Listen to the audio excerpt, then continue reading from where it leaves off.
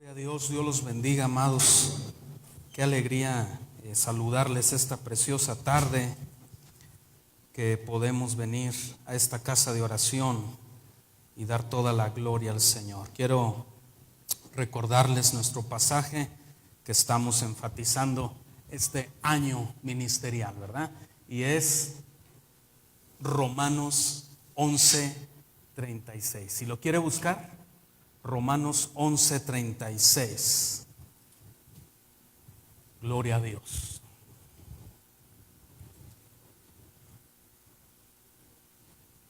Qué bueno es poder venir a la casa del Señor y estar juntos en armonía. Amén.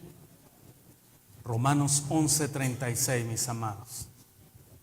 ¿Ya lo tiene por ahí? Dice la palabra de Dios: porque de Él y por Él y para Él son todas las cosas, y a Él sea la gloria por los siglos de los siglos. Amén. Porque de Él y por Él y para Él son todas las cosas. Amén. Muy bien, pues vamos a continuar con nuestra serie. Ya tenemos algunas semanas compartiendo estos preciosos pasajes de la palabra de Dios. Hemos estado viendo algunas parábolas muy importantes, ¿verdad?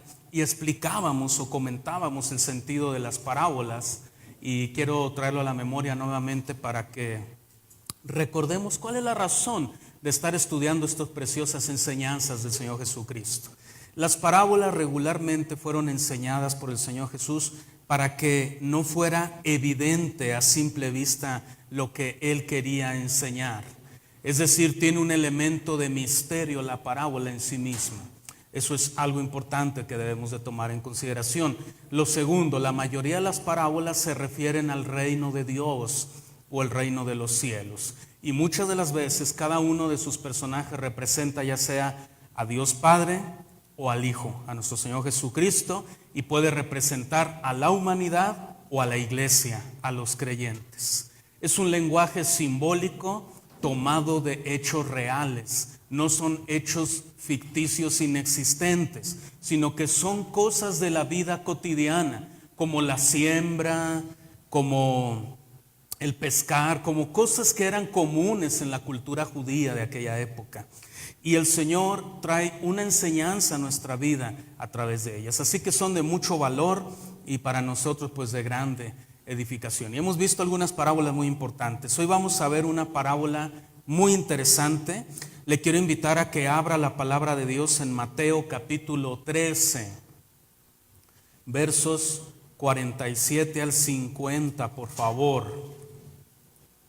Mateo capítulo 13, versos 47 al 50.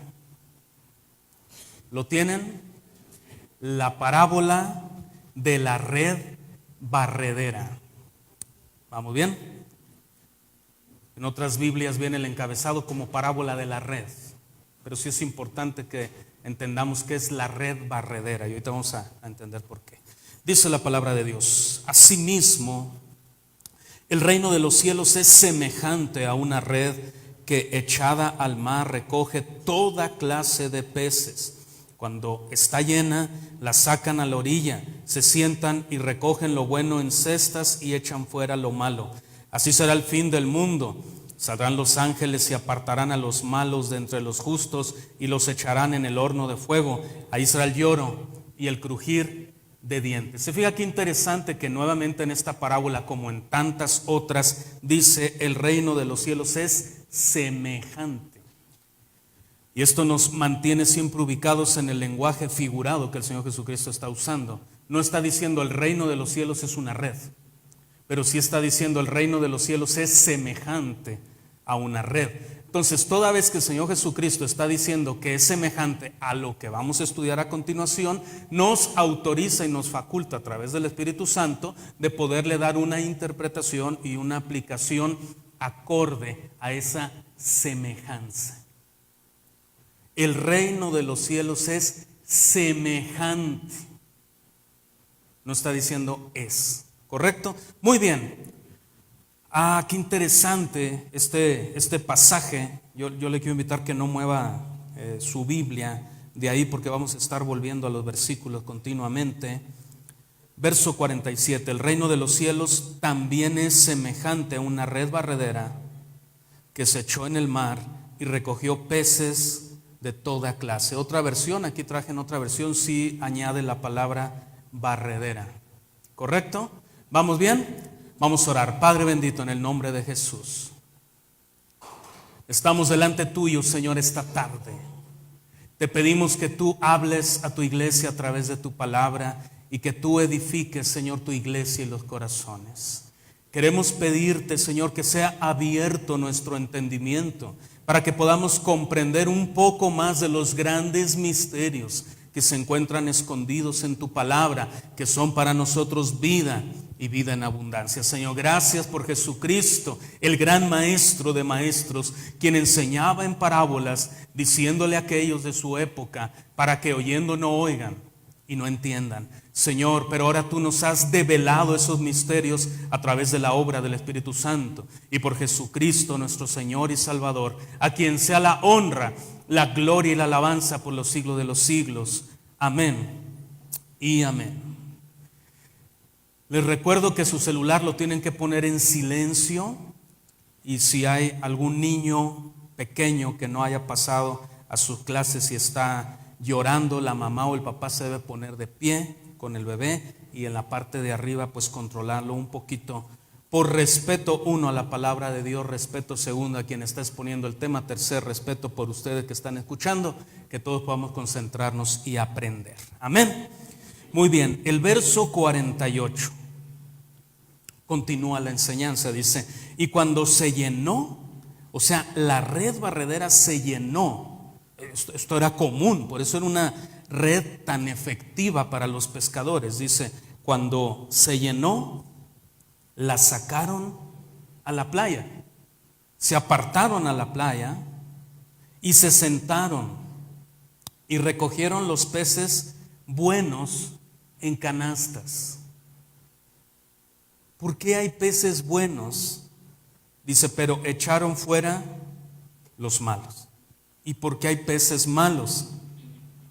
Bueno, porque en el mar hay toda clase de peces. Y lo que queremos aclarar es que no necesariamente en el sentido estricto de la palabra haya un pez que sea malo. Pero no era la clase de pez que estaba buscando ese pescador en específico. Entonces, como no le era de utilidad, lo desechaba. ¿Por qué? Por muchas cuestiones. En primera instancia, los judíos tenían ciertas normativas alimenticias, no podían alimentarse con cualquier clase de pez, ¿verdad? Eso puede ser una primera causa, pero una segunda, porque no era el enfoque comercial simple y sencillamente que el pescador tenía. Correcto. Entonces, esto es interesante analizarlo. Hay peces buenos y hay peces malos. Entonces, ¿qué nos estará queriendo decir el Señor? ¿Hay hombres buenos y hay hombres malos? Ahora, no podemos aislar nunca ninguna enseñanza de toda la doctrina general de la Biblia. La revelación general de la Biblia siempre debe ceñir o regir cualquier enseñanza. Si a simple vista pareciera que la Biblia nos está diciendo algo que va en contra de la enseñanza general de la Biblia, les aseguro que entonces no nos está queriendo decir eso. Téngalo por seguro. Entonces, no hay ni una parte de la Biblia que enseñe que haya hombres buenos y haya hombres malos. Usted me puede decir, ¿y qué de los salmos y de los proverbios cuando dice bienaventurado el varón que no anduvo en consejo de malos ni estuvo en camino de pecadores? Pareciera dar a entender esas escrituras del Antiguo Testamento que hay hombres buenos y hay hombres malos.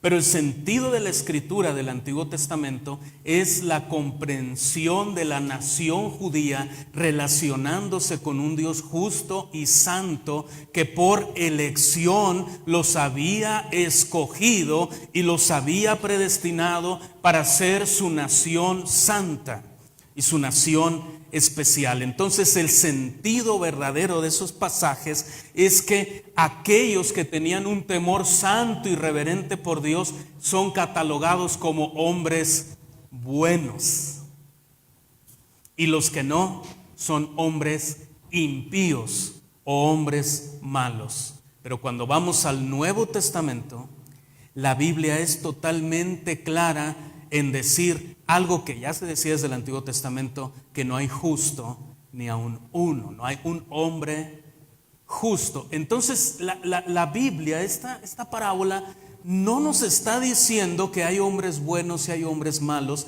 pero sí está diciendo que hay escogidos y hay no escogidos. ¿Vamos bien? El pescador decide qué peces echar en canastas y qué peces desechar. ¿Cuándo va a ver usted a un pez meterse por su propia voluntad a la canasta? Eso es antinatural. ¿Quién escoge qué peces van en un lado y en otro? ¿Quién lo determina? El pescador. Entonces, en esta parábola, ¿quién es el pescador? Es Dios Padre. ¿Quién decide quién es del reino y quién no es del reino? No lo elegimos nosotros a Él, dice la Biblia, sino que Él nos eligió, Él nos escogió, ¿verdad? Nosotros no hubiéramos buscado a Dios, lo hemos dicho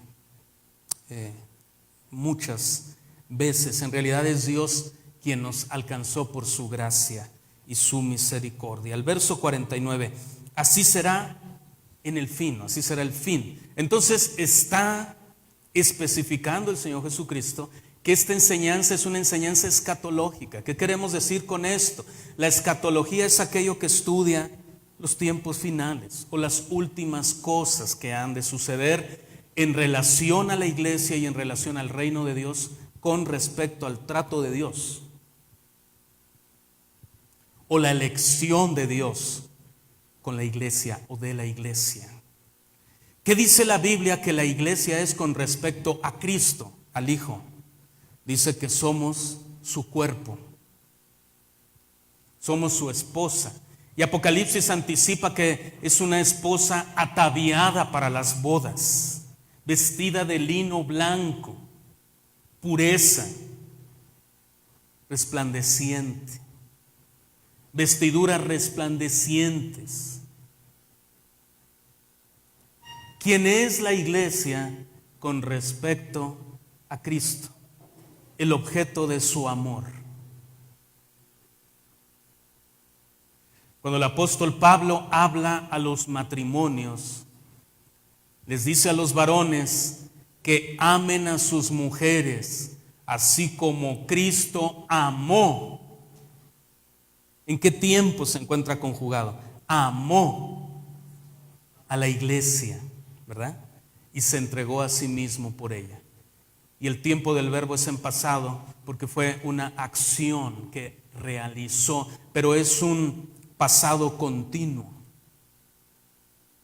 La obra de Cristo sigue beneficiando a los elegidos, a los peces que van a la canasta. Dicho de otra manera, usted y yo, representados en esta parábola, somos un pez en la canasta.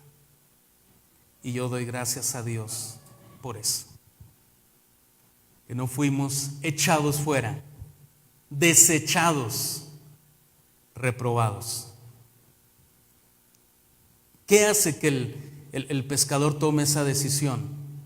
Ya les decía, puede ser la variedad de pez o algunas otras características que él considere, pero viene lo más importante y es en el sentido en que aplica esta parábola. Puede ser su libre elección, solo porque a él le place.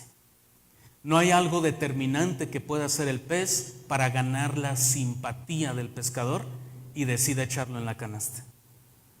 No hay algo determinante, no son el tipo de escamas, no son sus colores, no es una característica, no es los ojitos que le hacen, no es algo en particular. La decisión la toma el pescador porque él tiene todo el derecho de tomar la decisión. Porque él sacó los peces. Él trabajó en ellos. Ahora, ¿por qué Dios se reserva el derecho de elegirnos? ¿Por qué nos elige el Señor? Pues porque Él es Dios. Él es dueño de nuestra vida. Y Él decidió un día ponernos en la canasta. ¿Cuántos pueden dar gloria a Dios por eso? Entonces, inicio del verso 49 nuevamente. Así será en el fin del mundo. Sabemos por Apocalipsis y otras escrituras que estas cosas terminarán. Dijo el Señor, el cielo y la tierra pasarán, pero mi palabra no pasará. Entonces vendrá el fin, les enseñó capítulo 25 de Mateo a los discípulos. Y vendrán guerras y rumores de guerras y se levantará nación contra nación. Entonces vendrá el fin de ¿qué? De esta vida como la conocemos y de este mundo. ¿Cómo lo conocemos? Terminará finalmente de girar un día la tierra. Y dice que habrá un cielo nuevo y una tierra nueva. Y dice que en aquel lugar ya no habrá llanto ni dolor. Aquellos que lloramos mucho o aquellos que lloran mucho. Bueno, yo lloro porque soy muy sensible. Yo soy muy sensible y lloro con facilidad, pero no estoy llorando así porque sufra. Digo, ¿para qué me victimizo? También les digo, ¿verdad? No estoy sufriendo, está bien, como todos los días hago. Está bien pues mi vida, por la pura gracia y misericordia de Dios. Pero hay gente que llora porque sufre. Y dice que Dios enjugará toda lágrima de los que sufren. Y allá ya no habrá más llanto ni más dolor. Dice, porque las cosas que eran pasaron. Ahora son hechas todas nuevas. Todo es nuevo. La vida del pez cambia dramáticamente. Y tiene que llegar un momento en que tenemos que parar la ilustración de la parábola y también tener la sabiduría de hasta dónde llevó el Señor el sentido interpretativo de la parábola. Porque si seguimos cavilando y pensamos, bueno, pero esos peces que están en la canasta van a ser llevados para ser vendidos en el mercado y posteriormente ser cocinados y después ser comidos. Y entonces vamos a empezar a sacar cada disparate y decir, entonces, ¿quién se come a los creyentes? Y vamos a terminar devorados por el diablo interpretando puras cosas que la parábola nos estaba diciendo. El Señor usa las parábolas no para que estemos jugando con ideas o posibilidades. Por eso, simple y sencillamente dice, el reino de los cielos es semejante. Y ya, a la red. Y hasta ahí la enseñanza. Vamos bien, entonces ya no piensa en el mercado, ya no piensa que lo cocinaron, ya no piensa que se lo comieron. Vamos dejándole hasta ahí. Así será el fin del mundo. Los ángeles saldrán y sacarán a los malos de entre los justos y los arrojarán en el horno de fuego. Ahí será el llanto y el crujir de dientes. Dice que hay un lago de fuego, nos dice la Biblia, nos dice el Apocalipsis, la enseñanza de la palabra de Dios. Y dice que en ese lugar estarán los que no son justos. Aquí en esta parábola les dice los malos. Fíjense qué interesante. Los malos. Wow. Y ahí dice que habrá llanto y crujir de dientes. Una muerte eterna consciente. Y una vida eterna consciente con Cristo nuestro Señor. Estamos en la canasta. Nunca se olvide de eso. Dele gracias a Dios por eso. Entonces, ¿cuál es la única contribución que hacemos con relación a la cruz o con relación a nuestra salvación? A veces nos falta comprensión de esto. ¿En qué contribuyo yo en el proceso de la salvación? ¿Qué pongo yo? Y muchos han humanizado mucho las doctrinas de la gracia y han elevado al hombre a la capacidad de poder elegir por Dios. Pero es Dios el que nos elige, naturalmente. Es así la clara enseñanza bíblica. Sin embargo, sí hay algo que contribuimos en todo este proceso. La única contribución que hacemos es el pecado que fue puesto sobre Jesucristo en la cruz. Así que viene el Dios de la eternidad y dice desde el infinito, desde los cielos de los cielos, allá donde Él mora en eternidad, y pregunta al hombre, estoy hablando en sentido figurado, ¿qué aportas tú para la obra de la redención? He aquí mi Hijo amado en quien tengo complacencia. Aquí está Jesús entregado a muerte por los pecadores. ¿Qué aportas tú? Y la humanidad responde, el pecado, desobediencia, enemistad, autodependencia. Y entonces Dios puede mirar la miseria del hombre y decir, necesitan un Salvador. Y por eso Cristo nos salvó. Jesucristo dijo, el sano no tiene necesidad de médico. ¿Se fija? Dios es bueno. Ahora, esta verdad se resume mejor en las doctrinas de la gracia, decíamos. ¿Y cuáles son? Cuando hablamos de la depravación total del hombre, la elección incondicional de Dios, la expiación definida, el llamado eficaz y la gracia que persevera o que preserva. Estas verdades presentan al Dios Trino como el autor de nuestra salvación de principio a fin. Cada miembro de la divinidad, Padre, Hijo y Espíritu, juegan un papel en la redención y trabajan juntos como un solo Dios para rescatar a aquellos que perecen bajo la ira divina. En la cruz, Dios nos salvó de su propia ira. ¿Verdad? Que Dios no puede ver el pecado. Dios es santo, santo, santo. Entonces en la cruz Dios nos salva de su propia ira. Fíjese nada más, qué fuerte. Él sabe que con su ira nos destruye y somos pecadores. Entonces a través de Cristo nos redime. Qué maravilloso. Podemos estar agradecidos eternamente. Moraremos una eternidad con el Señor y no cesaremos de dar gracias y besar sus pies continuamente. Por eso vivimos para su adoración, porque de Él y por Él y para Él son todas las cosas, y a Él sea la gloria por los siglos de los siglos. Por eso las vidas que no tienen a Dios son miserables. Esta perfecta unidad de las tres personas de la Trinidad o las tres personas divinas hacen el trabajo que los pecadores no pueden hacer. Los pecadores están destinados al infierno. Son completamente incapaces de salvarse a sí mismos. El pecador no se puede salvar. Entonces la Trinidad trabaja a favor del pecador y lo rescata. Es por gracia. Quiero hablar un poco más acerca de la depravación total. Si usted acostumbra a tomar apuntes, esta es una de las doctrinas de la gracia más importantes o cardinales. Es bueno que usted pueda tomar algún apunte por ahí, ¿verdad? ¿Estamos aquí, hermanos? El primer hombre, Adán, pecó, ¿verdad?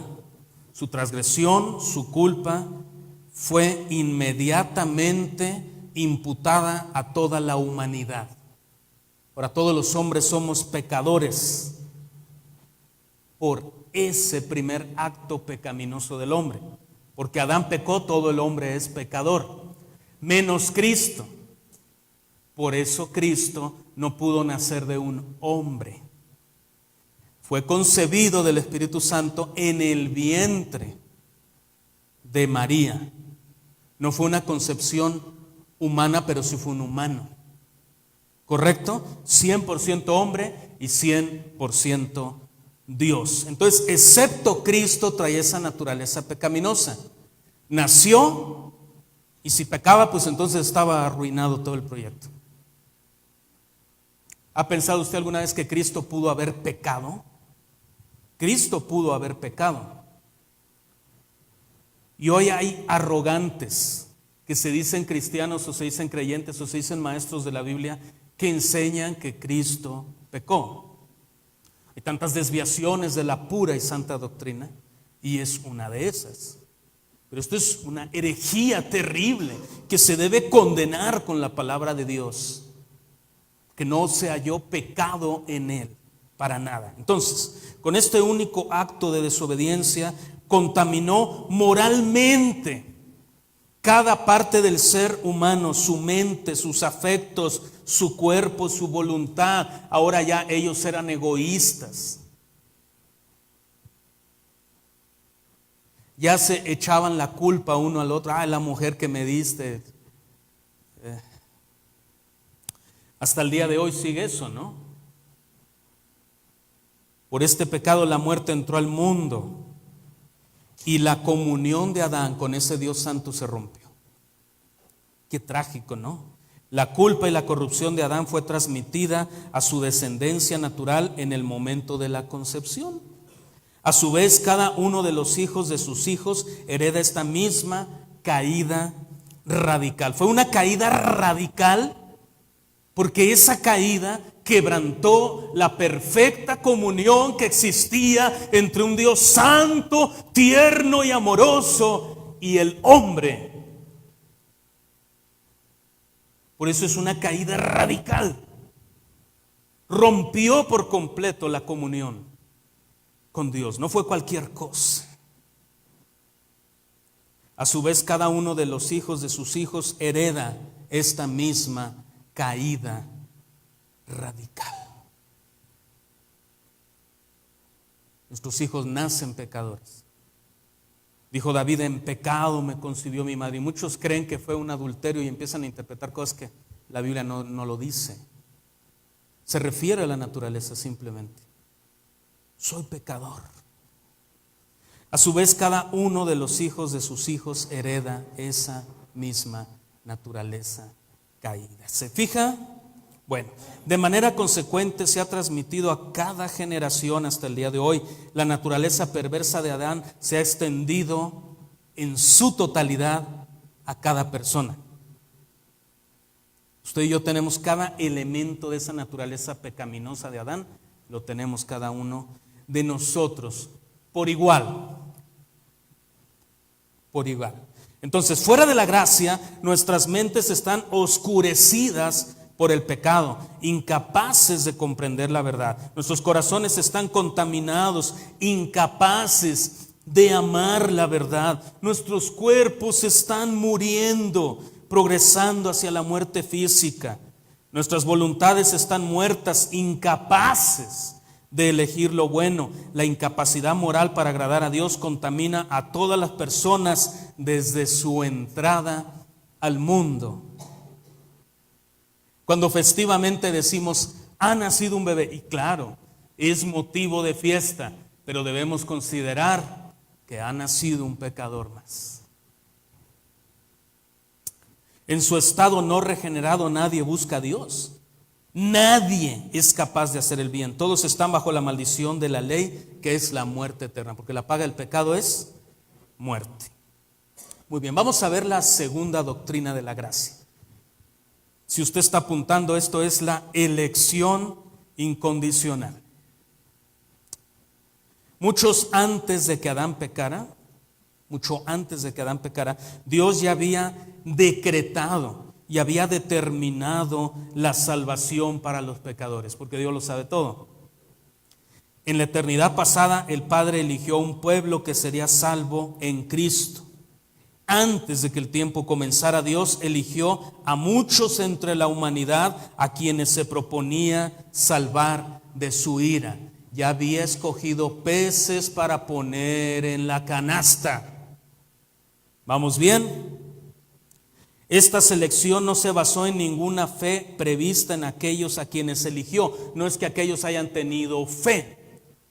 Cuando habla de Jacob y de Esaú, dice: a Jacob amé y a Esaú aborrecí. Esto lo dice en Romanos 9. Pero versículos anteriores a este verso dice: y no habían nacido ni para que hicieran lo bueno o lo malo, para que el propósito del que elige se cumpliera. O O sea, Dios elige no por una característica que nosotros tengamos. Por gracia sois salvos por medio de la fe. Y esto no es de vosotros, pues es don de Dios, no por obras, para que nadie se gloríe. Tampoco fue motivado por la bondad inherente del hombre, porque no la hay. En su lugar, de acuerdo con su amor infinito y su sabiduría inescrutable, Dios puso su afecto en sus elegidos. Nos eligió porque a Él le plació, porque Él quiso. Eso es gracia. Eso es gracia.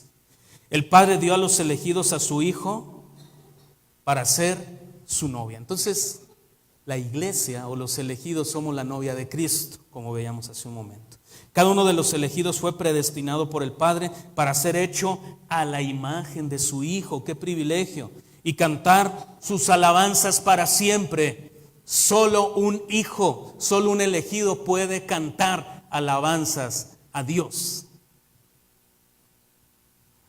Un injusto no puede cantar alabanzas a Dios. Puede aprender de memoria una canción, un cántico, pero no es una alabanza. Es un hueco sonido que no sirve para nada. La alabanza solo fluye de los labios de los hijos, de los elegidos. El Padre comisionó a su Hijo para venir a este mundo y entregar su vida para salvar a estos mismos elegidos. Ya éramos elegidos, pero tenía que haber un sacrificio. Ahora, ¿recuerda la última oración que Jesús hizo en el huerto? ¿Cuántos recuerdan esa oración? Hay algo interesante en esa oración. Jesús le dice al Padre: si es posible, pasa de mí esta copa, pero no sea como yo, sino sea tu voluntad. ¿Cuál era la copa? Una copa amarga, el sacrificio en la cruz. Esa era la copa. Si es posible, pero no se haga como yo, se haga mi voluntad. Dios dijo: no es posible, lo sabes. No hay otra forma que el hombre pueda ser salvo. Yo ya los elegí, pero tiene que haber un medio para que se efectúe esa elección, que sea eficaz. El sacrificio perfecto de un hombre. Ya que un hombre arruinó todo, Adán. Dice Pablo: en Adán todos morimos, pero en Cristo todos somos vivificados. Y muchos dicen: todos, ya ven, todos los hombres serán salvos. No, eso no está diciendo. Todos los elegidos. Todos los elegidos. ¿Vamos bien? Del mismo modo, el Padre comisionó al Espíritu Santo para traer a estos mismos elegidos a la fe en Cristo. Entonces viene el Espíritu Santo y ministra en nosotros un nuevo nacimiento. ¿Qué es lo que le revela Jesucristo a Nicodemo que le maravilla? Nicodemo, capítulo 3 del Evangelio de Juan. Os es necesario nacer de nuevo. El nuevo nacimiento, la nueva naturaleza. Viene el Espíritu Santo sobre los elegidos e inserta en nosotros una nueva naturaleza. El Hijo y el Espíritu concurrieron libremente en todas estas decisiones, haciendo de la salvación la obra indivisible de un Dios trino. Toda la Trinidad se tuvo que poner en acción para redimir a los elegidos. Tú y yo, si somos elegidos, tenemos que vivir eternamente agradecidos por esa salvación inmerecida. Amén. Cada uno de los elegidos fue predestinado por el Padre para ser hecho a la imagen de su Hijo y cantar alabanzas por siempre. Por eso solo nosotros los elegidos podemos decir con nuestro cántico: Señor mi Dios, al contemplar los cielos, el firmamento y las estrellas mil, al oír tu voz en los potentes truenos y ver al sol brillar en su cenit, mi corazón entona la canción: cuán grande es Él, cuán grande es Él. Mi corazón entona la canción. Cuán grande es Él, cuán grande es Él. Solo un elegido, solo un redimido, solo aquel que ha sido libre de ese horrible pecado puede decir cuán grande es Él. Puede entender y comprender la gracia de Dios.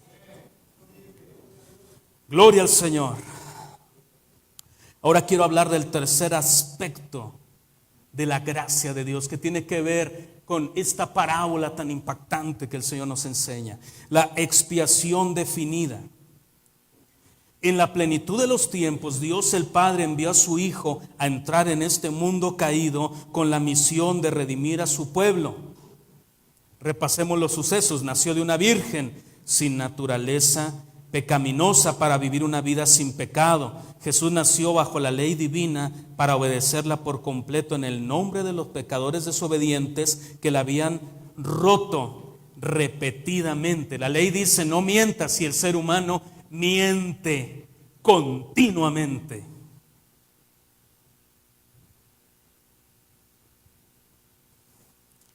Esta obediencia activa de Cristo cumplió todas las justas exigencias de la ley, lo que la ley demandaba. No solo los 10 mandamientos, tanta cosa. El hombre no podía. ¿Va? ¡Wow! ¡Qué maravilloso! ¡Qué maravillosa es la gracia de Dios! Al guardar la ley, el Hijo de Dios logró una justicia perfecta, la cual es contada a los pecadores creyentes para que sean declarados justos o justificados delante de Dios.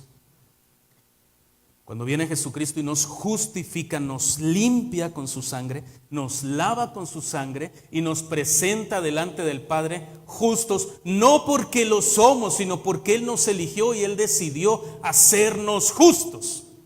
Entonces nos presenta justos delante del Padre, y ahora cuando el Padre nos mira, ya no mira todo ese pecado que somos, sino mira la perfecta justicia de Cristo, la sangre derramada. Nos ve a través del filtro de la sangre de Cristo. Yo no sé si ustedes han tenido la oportunidad de mirar una de las escenas más impactantes de la película La lista de Schindler. Hay una parte donde, esa película es en blanco y negro, y hay una parte donde hay una niña caminando, y la niña está a colores, y todo lo demás sigue a blanco y negro. Aparte de ser una escena espectacular que ganó premios, me recuerda a mí la gracia de Dios a través de la justicia de Cristo. Cuando Dios mira a todo el mundo, nos mira a nosotros por el color de la sangre de Cristo. Él nos eligió. Esta vida sin pecado de Jesús lo calificó para ir a la cruz y morir en lugar de los pecadores culpables y destinados al infierno. En la cruz Jesús soportó la completa ira del Padre por los pecados de su pueblo. ¿Qué dijo Jesús? Elí, Elí, lama sabactani. Dios mío, ¿por qué me has desamparado? Dios amaba a su Hijo por siempre, por la eternidad, por todo el tiempo. Pero cuando el Hijo fue cargado con todas las injusticias y pecados de los elegidos, Dios no podía mirar a su Hijo con pecado, porque Dios no puede mirar ni siquiera el pecado. Tú eres muy santo, dice una escritura, tan santo ni siquiera tus ojos pueden mirar el pecado. Así que cuando Jesús cargó mis pecados, Dios tuvo que apartar su rostro de él. Y Jesús sintió no solo el peso moral de cargar el pecado de todos los elegidos, sino la ausencia de la mirada de su Padre. Nunca en la eternidad, o nunca hasta ese momento, había dejado de ser el objeto de la mirada de su Padre. Y ahora su Padre ya no lo miraba y no lo contemplaba. Apartó su rostro de él. Él cargó el pecado de todos nosotros. ¿Podrá alguien añadir a la obra de Cristo? Por eso es blasfemo y es una burla cuando una religión busca ganar la salvación por méritos. Llámese evangélico, llámese católico, llámese como se llame. Cualquier religión que crea que por un pacto de dinero o por hacer un decreto o cualquier X cosa puede agradar las demandas de un Dios santo, es una aberración terrible. Que por ir de rodillas a un cierto lugar, que por flagelar su carne, que por autosacrificarse ganarán el favor de Dios, es una terrible afrenta y burla al sacrificio perfecto de su Hijo Jesucristo. Solo tenemos que aceptarlo por gracia. ¿Qué tienes que hacer? Nada, no puedes hacer nada.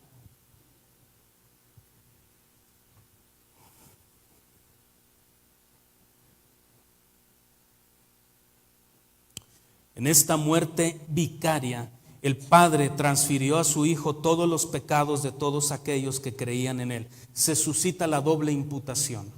El Padre le imputa todos los pecados de los elegidos o de los escogidos a Cristo, y Cristo imputa su justicia a todos los elegidos.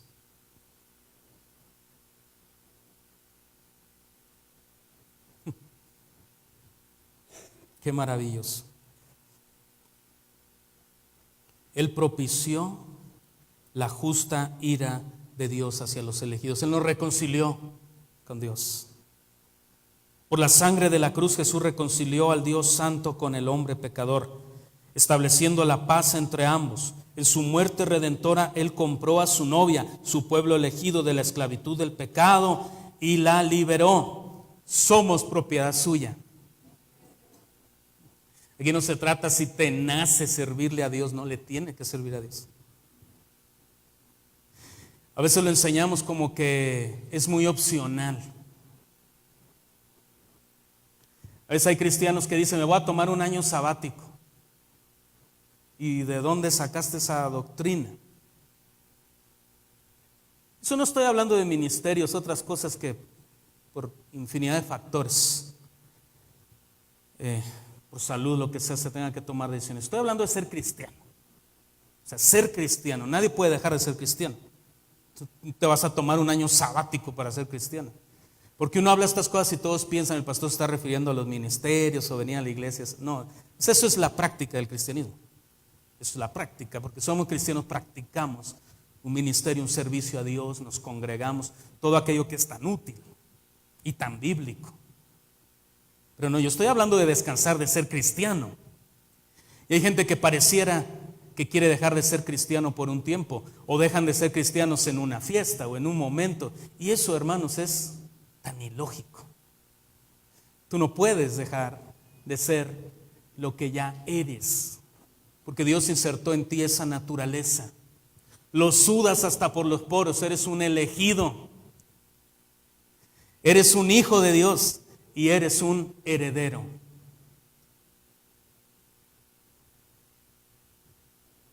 Entonces, lo mejor es vivir de manera digna. ¿Va? Por eso es importante el testimonio. La muerte de Jesús no solo hizo a toda la humanidad potencialmente salvable, tampoco su muerte simplemente logró un beneficio hipotético que puede o no ser aceptado. Su muerte tampoco simplemente hizo a toda la humanidad redimible.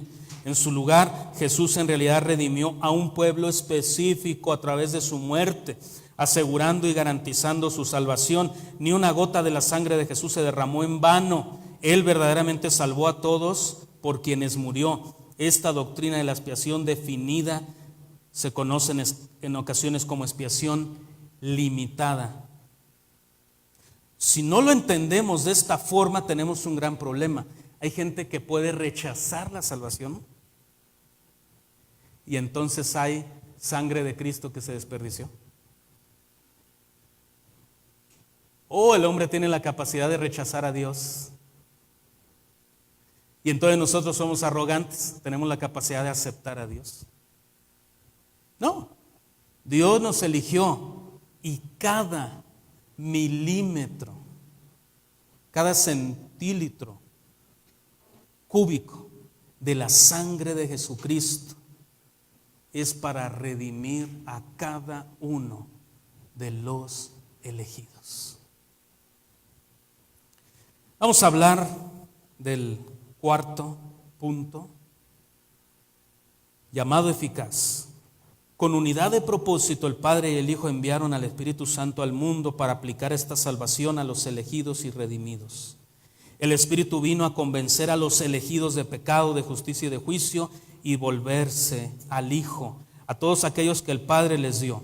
En el tiempo divinamente señalado, el Espíritu quita de cada elegido su incrédulo corazón de piedra, endurecido y muerto en pecado, y lo reemplaza con un corazón creyente, de carne, receptivo y vivo para Dios. El Espíritu implanta vida eterna dentro del alma espiritualmente muerta. Él concede a los hombres y mujeres elegidos los dones del arrepentimiento y la fe, lo que les permite creer que Jesucristo es el Señor. De repente todas las cosas se vuelven nuevas. La nueva vida del Espíritu produce un nuevo amor por Dios. Nuevos deseos de obedecer la palabra de Dios producen una nueva búsqueda de la santidad. Hay una nueva dirección de vida vivida como una nueva pasión por Dios. Estos nacidos de nuevo dan evidencia de su elección con el fruto de la justicia. Este llamado del Espíritu es efectivo, lo que significa que los elegidos ciertamente responderán cuando se les da dicho llamado, o se les hace dicho llamado. Finalmente no se resistirán. Por este motivo, la doctrina del llamado eficaz en ocasiones se le llama también doctrina de la gracia irresistible. La gracia de Dios es irresistible porque nadie la puede resistir. Una vez que Dios ha puesto su gracia sobre alguien, aquel es beneficiado por la gracia. Decía aquel hombre, el autor de aquel himno tan precioso llamado Sublime Gracia, dice: yo solo sé que soy un gran pecador ante un gran Dios Salvador.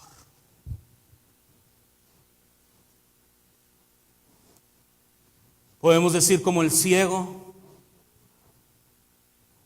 solo sé que ahora veo. Antes era ciego, pero sé que ahora veo. Vamos a ver la última gracia que preserva. Una vez convertido, cada creyente se mantiene eternamente seguro por las tres personas de la Trinidad. A todos los que Dios conoció de antemano y predestinó en la eternidad pasada, glorificará en la eternidad futura. Vendrá una glorificación y estaremos para siempre con el Señor. Ese es el fin de todas las cosas. Ningún creyente abandonará a Dios o se apartará. Cada creyente está firmemente retenido por las manos soberanas del Padre, el Hijo y el Espíritu Santo, y nunca se perderá.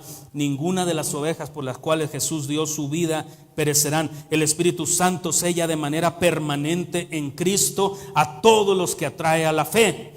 Una vez nacido de nuevo, no podría no haber nacido. Una vez creyente, ninguno puede convertirse en incrédulo. Una vez salvo, ninguno puede dejar de serlo. Dios los preservará en la fe para siempre y preservará hasta el fin. Es por esto que la doctrina de la gracia que persevera a menudo se le llama la doctrina de la preservación de los santos o la perseverancia de los santos. Muchísimos tienen problemas con esta doctrina. Muchos me han dicho: pastor, y aquellos hermanos que se pierden y siempre están en fiestas y alcoholizados y no guardan su testimonio. Lo primero que podemos decir: ¿quién te dice a ti que es salvo? Primer error: ¿por qué piensas que es salvo? ¿Porque vino a la iglesia? ¿No crecerá juntamente el trigo con la cizaña? Pues primer error: ¿por qué piensas que es salvo?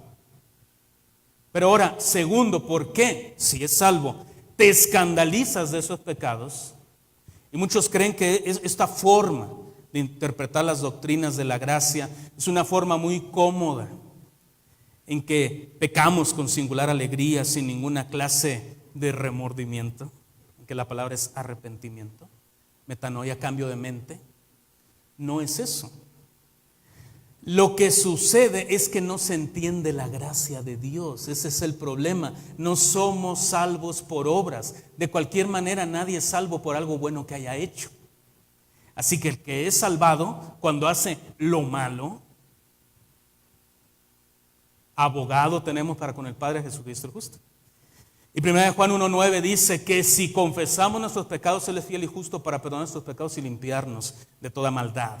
Y no está hablando de gente no creyente, está hablando de creyentes. También Apocalipsis 3:20 no es para evangelismo, malmente se usa muchas veces para evangelismo. Dice: aquí yo estoy a la puerta y llamo, si alguno oye mi voz y abre la puerta, entraré a él y cenaré con él y él conmigo. Pero todos los versículos anteriores de Apocalipsis 3:20 está hablándole a creyentes. Y termina diciéndole: cualquier creyente que escuche mi voz, toco la puerta y abre, entraré a él y cenaré con él. Tendré comunión con él. Te estás perdiendo de tener buena comunión con Dios porque quieres. Porque las puertas de la gracia de un Dios amoroso están abiertas para los elegidos. Una vez salvo, ninguno puede dejar de serlo, porque si no, entonces la obra de Cristo no sería eficaz. Tendría deficiencias del fabricante. Está garantizada no por nosotros, no por nuestras justicias, sino por la justicia de Dios. De principio a fin, las salvaciones del Señor. En realidad, estas 5 doctrinas de la gracia forman un cuerpo completo de verdad con respecto a la salvación. Están inseparablemente conectadas y por lo tanto se mantienen o caen todas juntas. Abrazar cualquiera de las 5 requiere abrazar las 5. Negar una es negar las otras y fracturar la Trinidad, poniendo a las 3 personas en desacuerdo entre sí. Estas doctrinas hablan juntas a una sola voz para dar la mayor gloria a Dios. Esta alta teología produce alta doxología, gratitud, alabanza, cántico. Cuando se comprende correctamente que solo Dios Padre, Hijo y el Espíritu pueden salvar a los pecadores, entonces toda la gloria es para Dios. Póngase de pie.